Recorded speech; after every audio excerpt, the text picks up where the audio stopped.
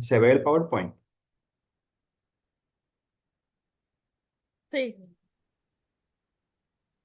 Bien, vamos a iniciar con el método de distribución de momentos. Recuerden que el pasado fue el método de pendiente de desviación, pendiente de flexión, que es uno de los métodos para resolver estructuras estáticamente indeterminadas basados en desplazamientos. Recuerden que hay dos grandes grupos, los que están basados en fuerzas, el método de la fuerza, y los que están basados en desplazamientos. Cuando hablamos de que están basados en desplazamientos, es que las incógnitas con las cuales vamos a trabajar, en este caso, son los desplazamientos. Y en los métodos basados en fuerzas, las incógnitas son las fuerzas desconocidas, ya sea fuerza interna o reacciones de apoyo. Entonces, el método de distribución de momentos es un método basado en desplazamiento, en el segundo del grupo que vamos a ver. Ese método de distribución de momentos también se suele conocer como el método de Hardy-Cross, ya que fue Hardy-Cross quien lo diseñó y quien lo desarrolló por allá por los 1930. Cuando salió el método, fue uno de los grandes avances, muy notable en el siglo XX, por su forma de aplicación y su sencillez de aplicación. Pues al momento de que se publicó, atrajo la atención de muchos ingenieros, por como les digo, porque es un método bastante fácil de aplicar y de programar.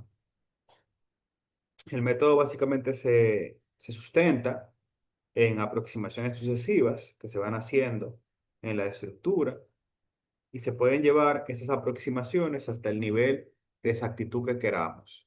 Es decir, yo puedo ir haciendo las aproximaciones de los momentos en las juntas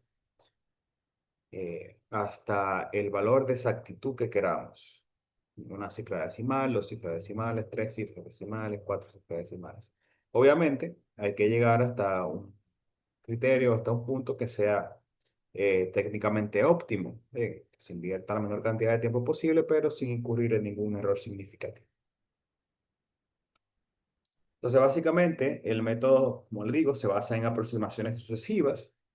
En este método se inicia asumiendo que todas las juntas están bloqueadas, que están fijas, y luego se van desbloqueando cada una por separado.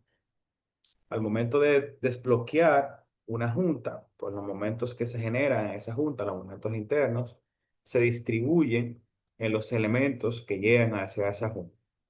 Se distribuyen y se hace un balanceo de esos momentos hasta que la junta queda en equilibrio. Entonces se va haciendo esto de manera sucesiva hasta lograr la rotación final de la junta. Este proceso, como le digo, este método es bastante sencillo de aplicar, por lo que se lo van a encontrar cuando lo estén haciendo, que es un método muy repetitivo y fácil de aplicar. Bastante repetitivo porque se suele hacer esas aproximaciones sucesivas una y otra vez. Básicamente vamos haciendo lo mismo, aunque con diferentes valores, pero lo mismo, hasta llegar al nivel de exactitud que queramos. Entonces, aunque sí son largos los ejercicios por las cantidades de aproximaciones sucesivas que hacemos, pero el nivel de complejidad no aumenta, no son difíciles de hacer. Bien, entonces antes de iniciar formalmente con el tema, a verlo, vamos a ver un par de conceptos que son, vamos a decir, los conceptos fundamentales del método de distribución de momentos, y es lo que tienen que conocer. El método es bastante fácil, bien, de aplicar siempre y cuando usted llegue a la distribución de los momentos con el ejercicio bien planteado. Donde suelen cometer los errores siempre es a la parte inicial, donde plantean los ejercicios, calculando los valores iniciales que vamos a utilizar para poder hacer las aproximaciones. Esta primera parte, donde vamos a aplicar los conceptos fundamentales, es de vital importancia. Bien, empecemos con el convenio de signos. El convenio de signos que vamos a utilizar aquí es el mismo que utilizamos para el método de pendiente de desviación, pendiente de flexión.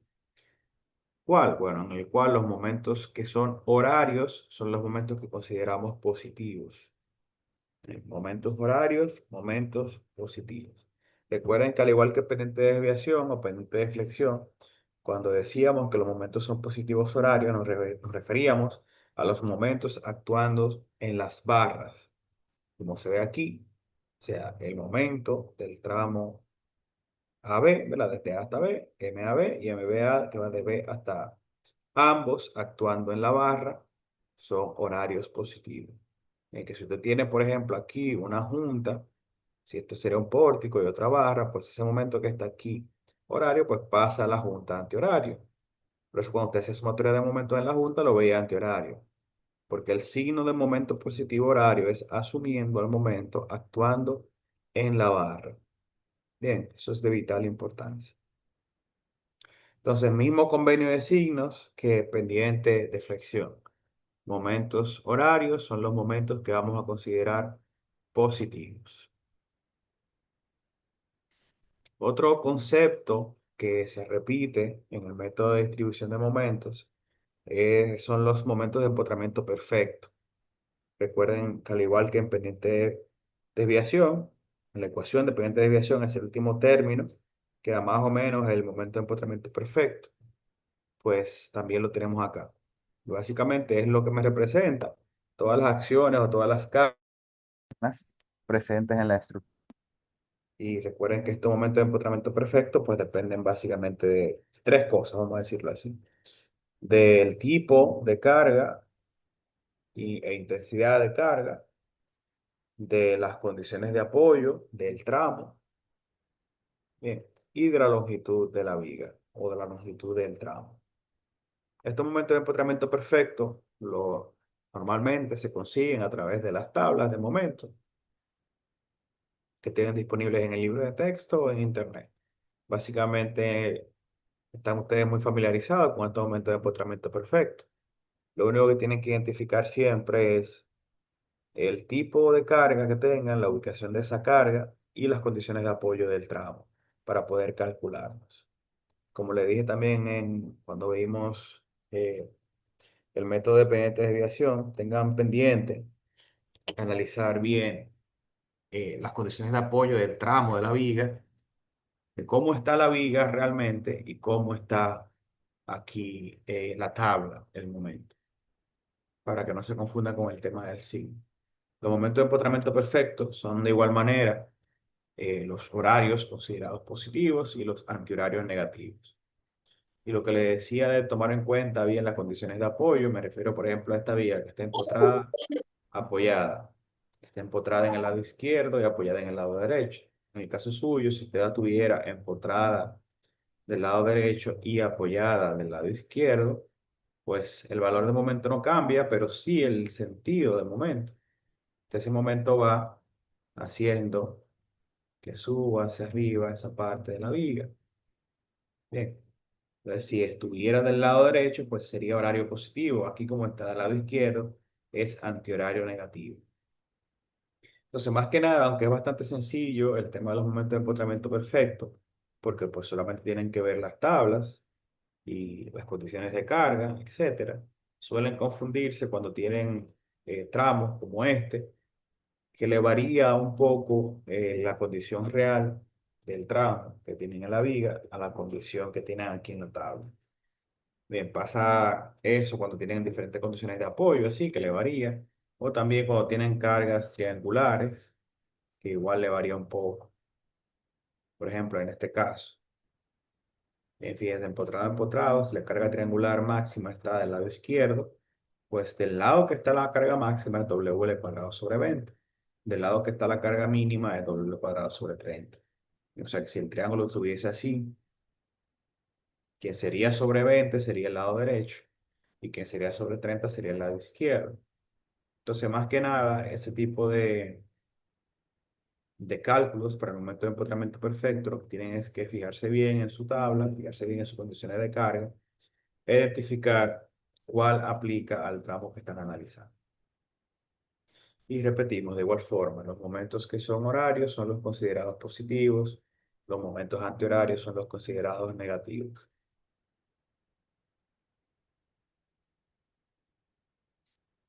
Bien, un criterio o un concepto importante sobre el método de distribución de momentos es el factor de rigidez de un elemento, ya que la distribución, las aproximaciones sucesivas que conversamos al inicio que vamos a hacer, se van a basar en la rigidez relativa que tengamos de los elementos en las juntas. Por lo tanto, conocer el concepto de factor de rigidez del elemento es bastante importante.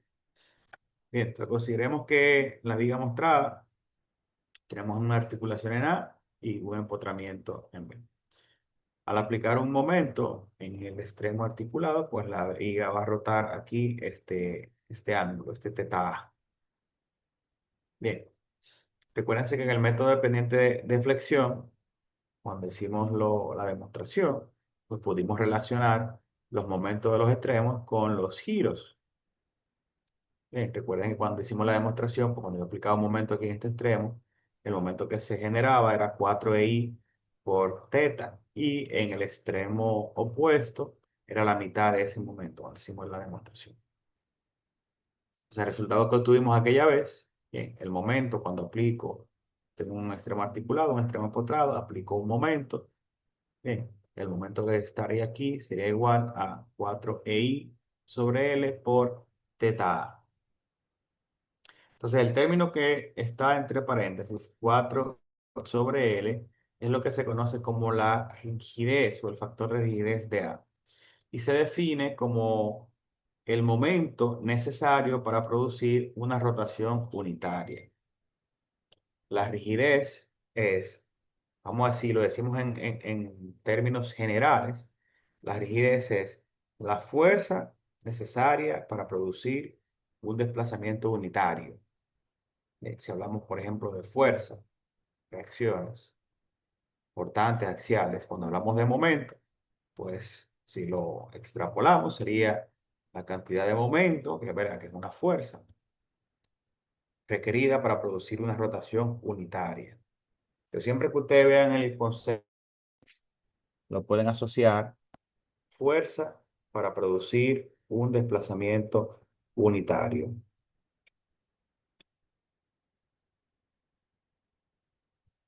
Bien, ¿una pregunta?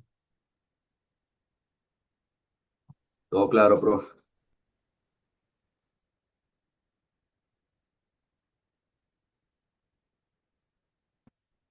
¿Me están escuchando bien ahí el micrófono? Sí, se escucha bien. Sí. Ok, bueno, me salió una notificación como que se había cambiado. Bien, pues entonces, repito, como le digo, el concepto de rigidez es un concepto bastante importante. Siempre que vean rigidez es asociado a una cantidad de fuerza para producir un desplazamiento unitario. Si hablamos, por ejemplo, de rigidez traslacional, cuando hablamos de rotacional, como en este caso, que es un giro, pues la cantidad de momento para producir un giro unitario. Por lo tanto, si este giro es unitario, si esto es igual a 1, pues ese momento que está acá es la rigidez. Entonces la rigidez para producir un giro unitario es 4i sobre L cuando tenemos un extremo empotrado. O sea, cuando estamos calculando la rigidez de un extremo de este y el otro extremo está empotrado, pues es 4i sobre L. Entonces, eso es para, digamos que un extremo solamente, asumiendo esto de acá. Pero ¿qué pasa? En la vida real tienen estructuras, por ejemplo, de pórticos, donde tienen varios elementos que se unen en una misma junta.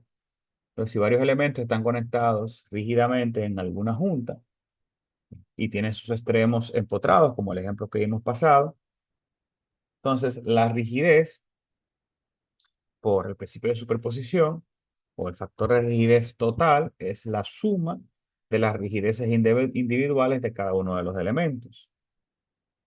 Entonces, si yo tengo tres elementos, como está acá, con sus extremos empotrados, pues la rigidez de cada uno se calcula de manera independiente con el 4i sobre L. Cada uno tendría su rigidez.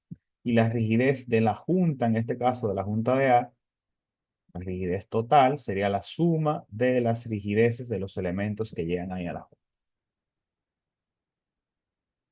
Entonces, en este caso, por ejemplo, en la figura 1 tenemos la rigidez del extremo DA o AD de 1000. La rigidez del tramo AB, 4000, y la rigidez del tramo AC, 5000. Entonces, si quisiéramos la rigidez total, sería la suma de los tres. La rigidez total de la junta A. Bien, 1000, 5000 y 4000, pues 10.000. Entonces, la suma de todas las rigideces que confluyen de los elementos que llegan a es la rigidez total de esa junta. O sea, así como dijimos ahorita, que era la rigidez, en este caso, eh, de este extremo, pues la cantidad de momento para producir un desplazamiento unitario. Eso es a término general, a término de definición. Entonces, si yo sé que la suma de las rigideces de esto son 10.000, pues esos 10.000 sería el momento necesario para rotar la junta un radián o para producir un desplazamiento unitario. Bien, porque esto sería la rigidez total, bien, multiplicada por 1, que sería el momento necesario para producir un desplazamiento unitario. Siempre rigidez está asociada a fuerza necesaria, a un momento necesario para producir un desplazamiento o una rotación unitaria. Entonces, sumando las rigideces de los elementos que confluyen, que llegan a la junta A, es que obtenemos la rigidez total de la junta de A. Eso siempre va a pasar cuando llegue más de un elemento a una junta. Entonces, factor de rigidez de las juntas del elemento, un elemento en particular, 4i sobre L, un elemento era con un extremo empotrado, y de las juntas, pues la suma de las rigideces que llegan a esa junta.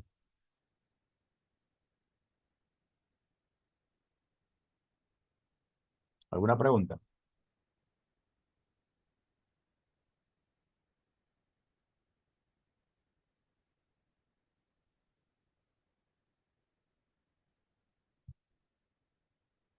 Vamos ahora con otro concepto, el factor de distribución. Fíjense que ya cada concepto uno va a depender del otro. Y básicamente esto es lo que vamos a hacer cuando vayamos a aplicar el método. Esto es lo que lo estamos explicando por conceptos independientes, pero todo esto lo vamos a combinar a la hora de aplicar el método. En el factor de distribución de momentos, o DF, es uno de los conceptos más importantes en este método de distribución de momentos. Si yo aplico un momento a una junta, un momento externo, una carga externa, pues ese momento va a ser resistido por todos los elementos que llegan a esa junta. Si yo aplico, por ejemplo, en este caso 2000 newton metros, pues como el elemento AB, el elemento AD y el elemento AC tienen capacidad de momento, pues cada uno de ellos va a tomar una parte de ese momento para poder resistir los 2000 newton metros. O sea, cada uno va a suplir una parte de ese momento resistente para contrarrestar los 2000 newton metros. Entonces, ¿qué cantidad de momento, o sea, cómo yo determino qué porcentaje o qué parte del momento va a suplir cada una? Bueno, esa determinación se hace con el factor de distribución de momento. Cada tramo de barra que llega a la junta, pues suple cierta cantidad de momento en función de su rigidez, relativa con respecto a la junta. Eso quiere decir que los elementos que tengan más rigidez en la junta van a soportar o van a resistir mayor momento. Bien, y eso se aplica hasta si hacemos una similitud con la realidad, pues si usted tiene dos elementos, dos personas que están levantando algo pesado, pues quien tenga mayor fuerza, pues toma un poco más de carga y así alivian un poco la carga el que tenga menor fuerza. Entonces, en el caso de las cargas siempre van a ser resistidas por el elemento que tenga mayor resistencia cuando estén rígidamente unidos en una junta y se va a distribuir proporcionalmente en función de la cantidad de rigidez que tengan los demás. Entonces, ¿cómo podemos determinar esa rigidez relativa? Bueno, como yo conozco que la rigidez total de la junta es la suma de las rigideces que llegan a la junta, pues la rigidez relativa de cada una de las barras o cada uno de los extremos simplemente sería dividiendo la rigidez individual de cada uno de ellos entre la rigidez total de la junta. Es decir, yo sumo aquí la rigidez del tramo AB, AD y AC, y este va a ser mi denominador, de la rigidez total. Y para el factor de distribución de cada uno de ellos, por ejemplo, para el de AD, divido la rigidez de AD entre la sumatoria. Para el de AB, divido la rigidez de AB entre la sumatoria. Y para el de AC, divido la rigidez de AC entre la sumatoria. Entonces, el factor de distribución de momento no es más que una rigidez relativa, bien, de cada uno de los extremos, comparándola con la rigidez total de la junta. Bien, y al final se debe de cumplir que cuando yo sume todos los momentos, bien, o todos los porcentajes de momentos que distribuí en base al factor de distribución, pues la sumatoria total tiene que dar igual al momento externo que tengo actuando. Pues la idea es que la junta esté en equilibrio.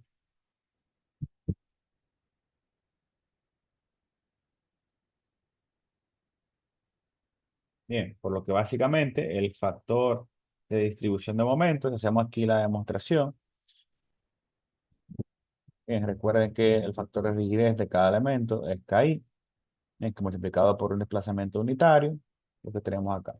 Entonces, si hacemos aquí la sumatoria de momentos, pues sería la rigidez por el desplazamiento unitario de cada uno de ellos. Como es unitario, pues se elimina acá y me queda entonces tenemos acá esta ecuación, que es lo que conversamos ahorita. Es básicamente la rigidez relativa. El factor de distribución es la rigidez del elemento que estoy analizando, dividido entre la sumatoria de las rigideces de la junta, la cual estoy trabajando. El factor de distribución de momento y se suele identificar con la letra de F.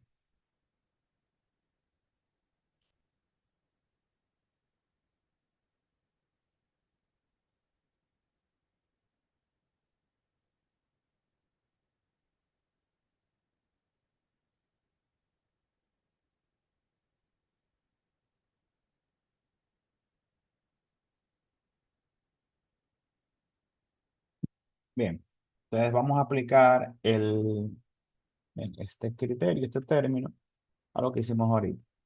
Bueno, es que ahorita dijimos que la rigidez de AD es 1000, la de AB 4000 y la de AC 5000, sumatoria 10.000. Entonces, si aplicamos lo que aprendimos acá del factor de distribución, pues la rigidez total son 10.000. Pues si yo le quiero la de AB, sería la rigidez de AB, dividido entre los 10.000, 4000 entre 10.000. La rigidez de AC, 5000 entre 10.000. Y la rigidez de AD, 1000 entre 10.000, 0.1. Algo importante es que, como estas son rigideces relativas que estamos analizando, la sumatoria, siempre calculen la sumatoria de los factores de distribución, tiene que darle igual a la unidad.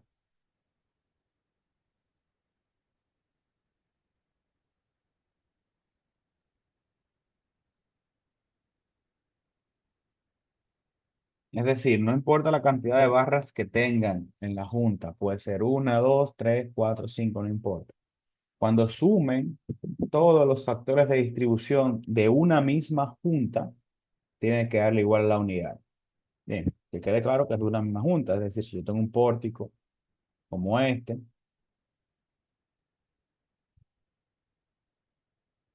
voy a llamarle a esta la junta A y a la junta B, pues en la junta A tengo tres barras. Cuando sume los tres factores de acá, tiene que darme igual a la unidad, pero no tiene que ver nada con la junta B.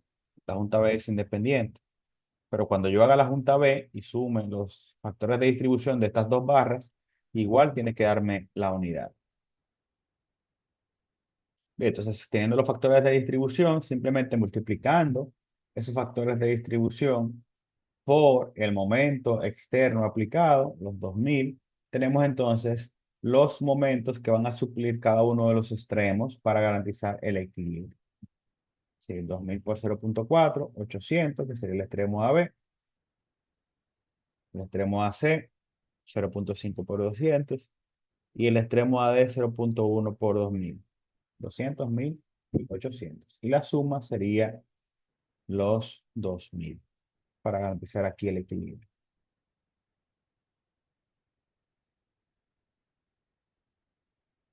Bien, una pregunta, Dani.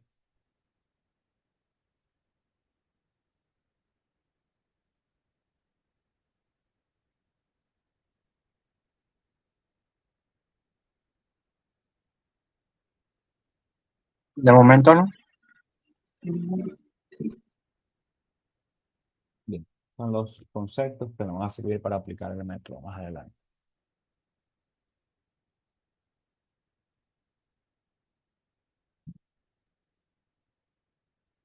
Bien, factor de rigidez relativa.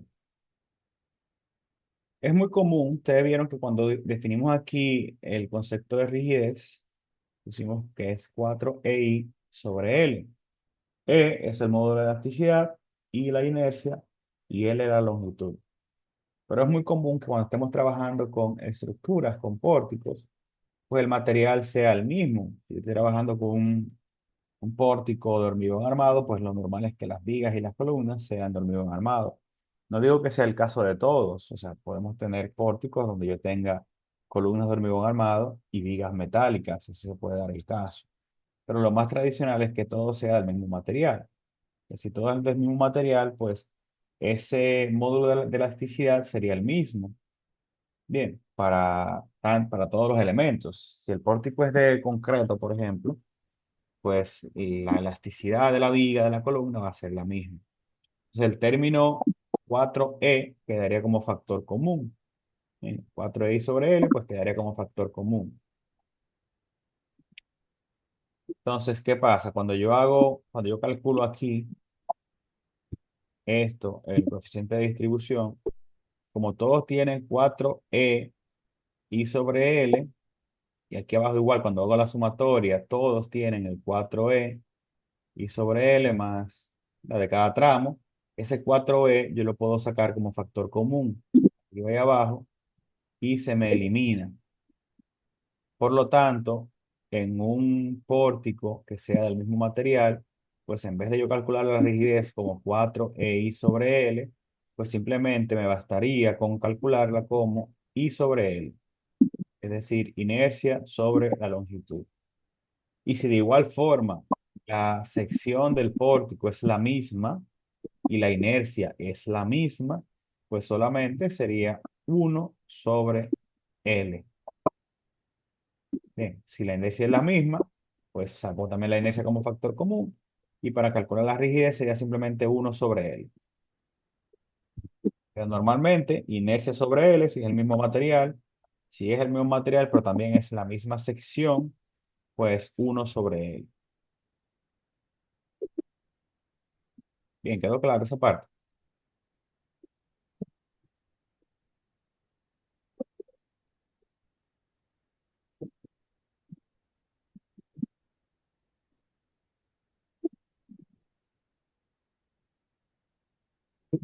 Bien, quedó claro entonces.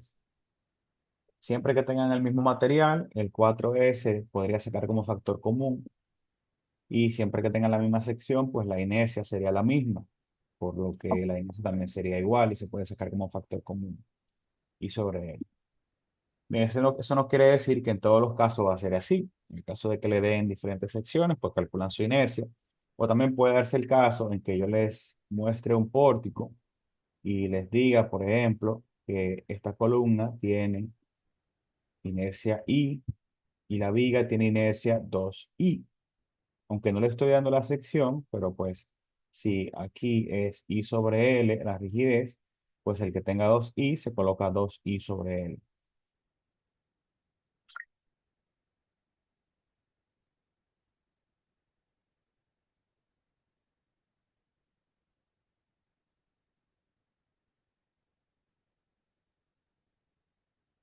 Bien, preguntas.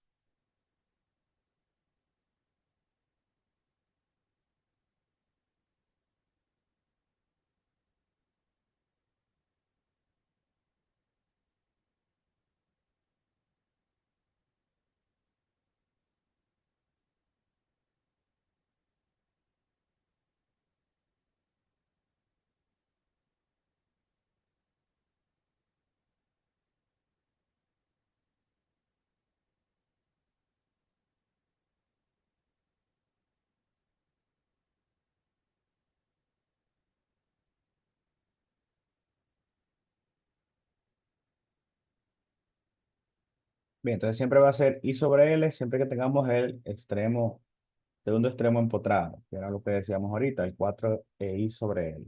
Eso pasaría a ser I sobre L. Luego vamos a ver qué pasa cuando tenemos un extremo articulado. Esto cambia un poco. Entonces quedó claro factor de rigidez relativa y factor de distribución de momento. Vamos con el factor de arrastre. Recuerden de igual forma cuando hicimos el método de pendiente desviación, hicimos la demostración.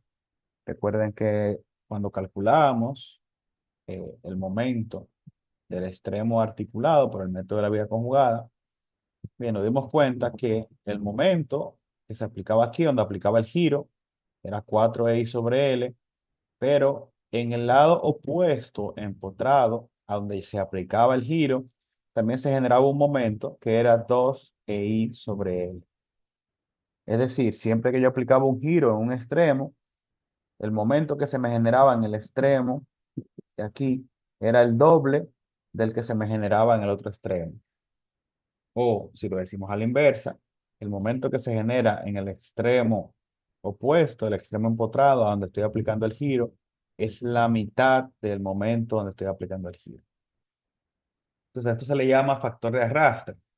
Es decir, siempre que yo tenga un momento aquí en un extremo y esté analizando y distribuyendo el momento en ese extremo, cuando termine de calcularlo, pues ese momento arrastra la mitad de el valor del momento para ese otro lado. Y lo arrastra con el mismo signo, misma dirección. Ambos son horarios en este caso.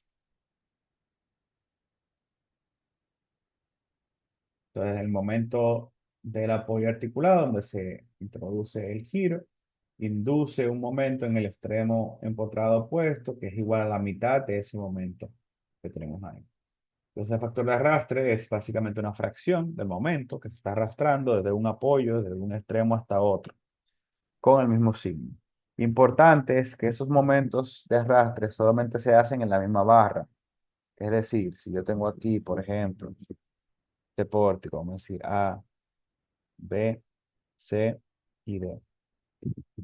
El momento, por ejemplo, BC me arrastra es al momento CB. Es decir, arrastra la mitad, pero en la misma viga. Bien, en la misma viga, en el mismo tramo, es que se arrastra la mitad. Lo mismo que el de BA me arrastraría la mitad al de AB, por ejemplo. O sea, que arrastra la mitad, pero es al tramo, ¿verdad?, de la misma vía que estoy analizando, del mismo tramo que estoy analizando. También es importante que quede claro.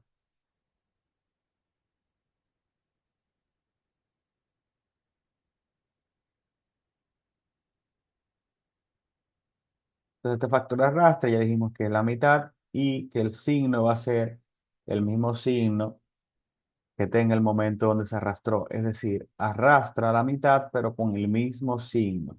Si el momento que estoy analizando es positivo, pues arrastra la mitad positiva. Si es negativo, pues arrastra la mitad negativa. ¿Alguna pregunta?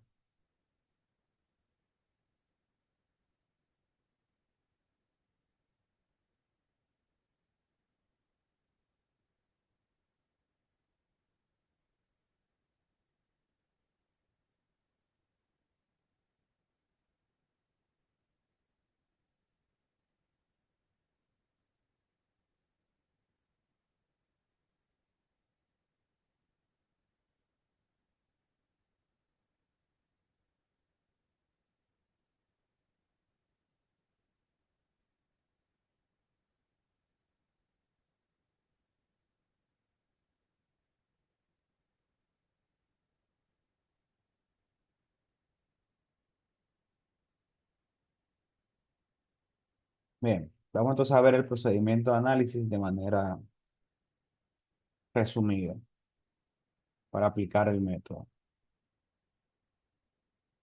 Entonces, lo primero que hay que hacer es calcular el factor de rigidez de cada elemento. Como ya ustedes saben, el factor de rigidez es igual a 4i sobre L.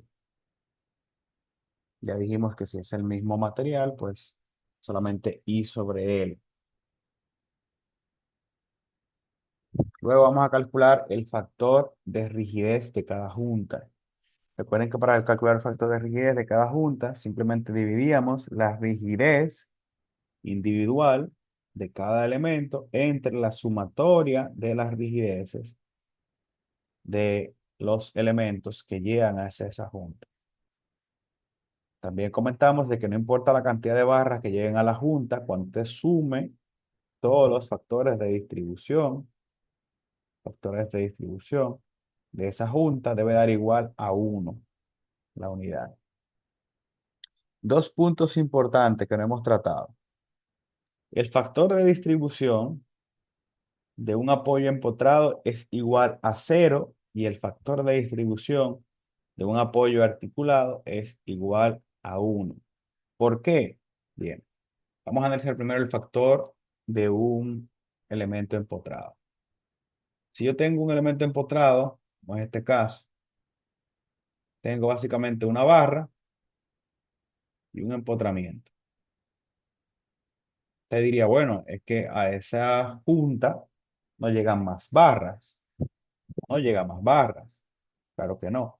Pero la rigidez de esa junta es igual a la rigidez de la barra que llega más la rigidez de ese apoyo como tal que tenemos acá. Bien, un apoyo empotrado se considera que tiene rigidez infinita a momento. Es decir, si usted aplica un momento de 5.000, pues el apoyo va a tener una reacción de 5.000, igual. Si apoya uno de 100.000, pues el apoyo va a tener un momento de 100.000. Obviamente tiene que diseñar ese apoyo para garantizar esa resistencia. Pero la rigidez del apoyo empotrado se considera infinito.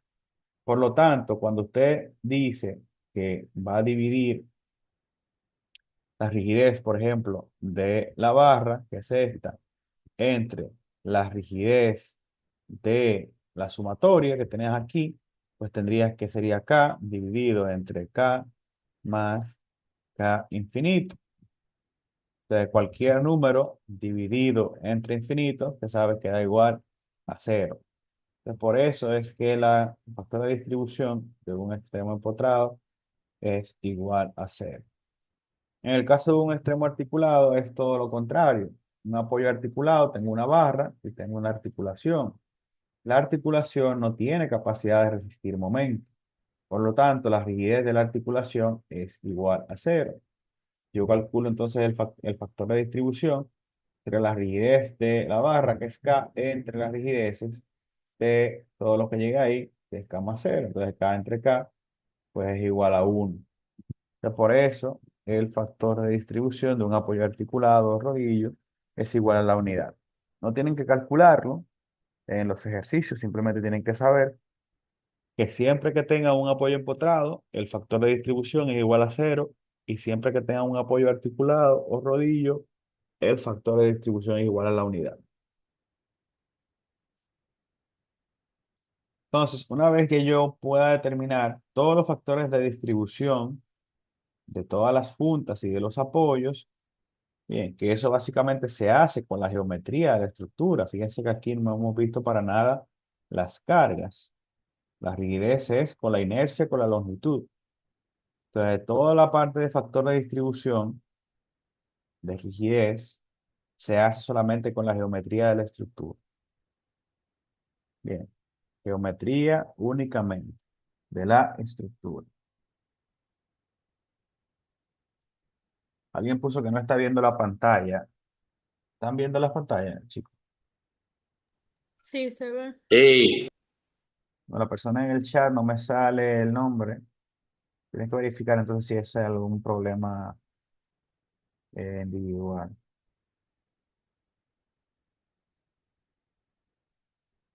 Entonces, fíjense que toda la parte de factores de rigidez es una parte geométrica, es bastante fácil.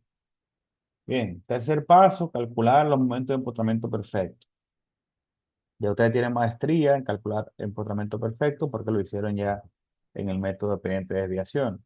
Entonces, básicamente, este paso es basados en las condiciones de apoyo de los tramos y basados en las cargas externas que tengan ahí aplicadas.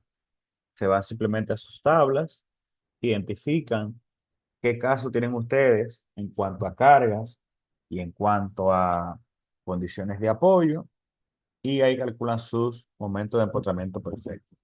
Recuerden que siempre que tengan una viga o un pórtico, que los extremos de la barra estén rígidamente unidos, pues esa condición se considera como un empotramiento, porque en las tablas siempre van a ver son las vigas doblemente empotrada, empotrada apoyada, y a veces se confunden porque si tienen un pórtico donde la viga está bien amarrada con las dos columnas, pues si la unión es rígida con las columnas, pues se considera eso un empotramiento. Entonces su tabla de momento de empotramiento perfecto simplemente sería considerar eso como doblemente empotrado.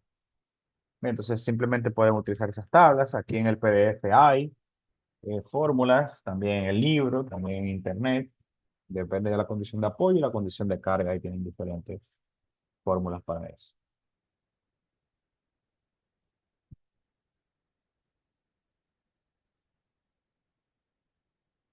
Bien, una vez tengan ya todo eso, ya tienen, digamos que todo el material para proceder a la distribución de los momentos.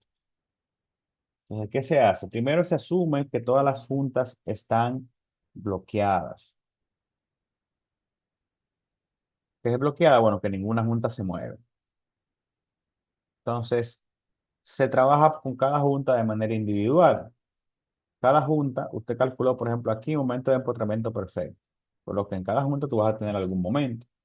Entonces, lo que se va haciendo es que se determina el momento necesario para lograr el equilibrio en cada junta. Entonces, se hace un desbloqueo de la junta, se distribuye el momento necesario para lograr el equilibrio en esa junta en base a los factores de distribución de momentos que calculamos anteriormente. Entonces yo veo cuántos momentos me hace falta para lograr equilibrio en la junta, distribuyo ese momento con esos factores de distribución de momentos y con eso garantizo que mi junta esté en equilibrio.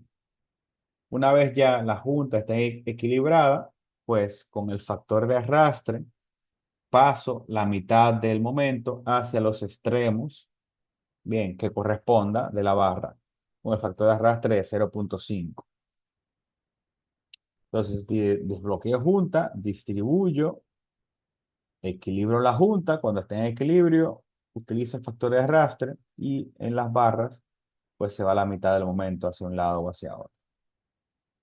Entonces, a repetir este ciclo de bloqueo y desbloqueo de las juntas, de cada una de ellas, e ir equilibrando, ¿verdad?, cada una de ellas, vamos a ver que vamos a ir reduciendo, vamos a decir así, la cantidad de momentos que vamos a ir redistribuyendo.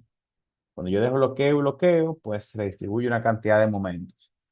Cuando lo hacemos de manera repetitiva, siempre esa cantidad de momentos que me queda para distribuir se va reduciendo. Bien, eso me está haciendo que la viga vaya llegando hacia su deformada final.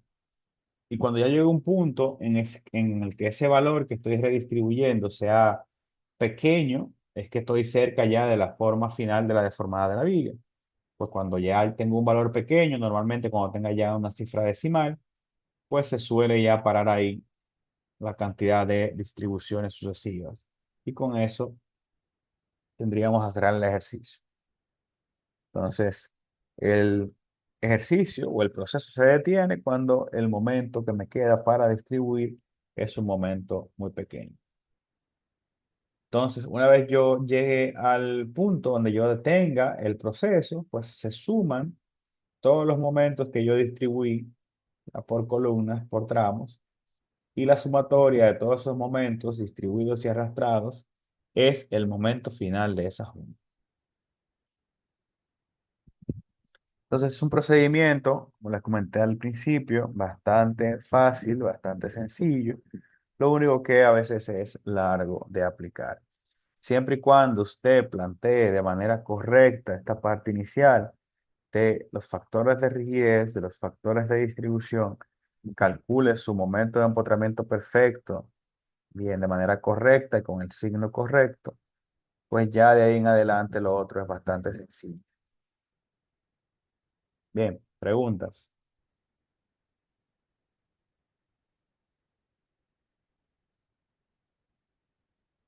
Bien, vamos a dejarlo hasta aquí con la parte de los conceptos. Ya en la próxima clase entonces vamos a ver